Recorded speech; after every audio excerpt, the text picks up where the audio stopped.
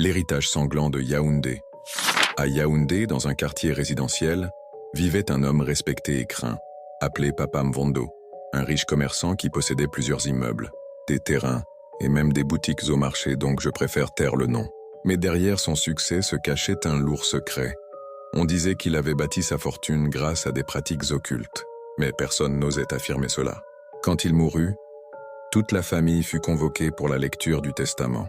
Dans la grande maison, l'avocat ouvrit le document devant les 3 fils et les 2 filles, car leur mère était décédée depuis longtemps.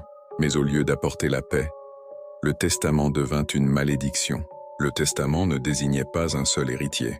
Il précisait que les enfants devaient s'entendre pour partager les biens équitablement.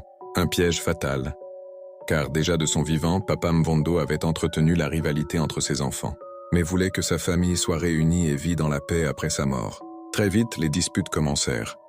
L'aîné exigeait les immeubles, le cadet voulait les terrains, et les filles réclamèrent leur part. Les réunions familiales devinrent des champs de bataille.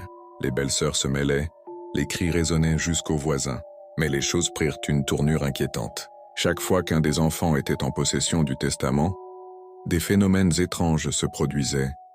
Les cauchemars. On entendait la canne du patriarche taper dans le couloir, comme lorsqu'il surveillait la maison. La nuit, plusieurs disaient avoir rêvé de lui.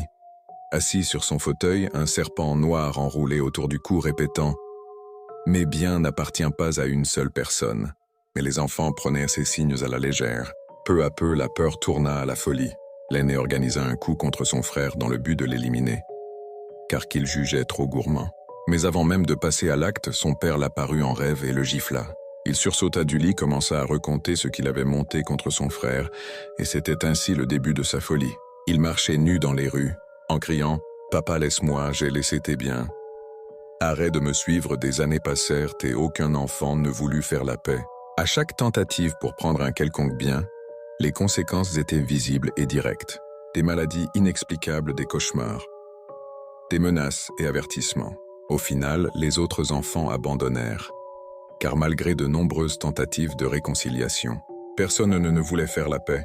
Aujourd'hui encore, les maisons de Papa Mvondo sont envahies d'herbes, ces maisons restent fermées, ces terrains en friche. Personne dans le quartier n'ose les acheter, ou même y mettre les pieds. On raconte que la nuit, on peut encore entendre le bruit de sa canne résonner dans la cour. Et c'est ainsi que l'immense fortune de Papa Mvondo, bâtie dans les ténèbres, est restée sans propriétaire. Voilà ce qui arrive quand la richesse vient du mysticisme. Au lieu d'unir une famille, elle la détruit, jusqu'à ce qu'il ne reste rien, ni héritier, ni héritage.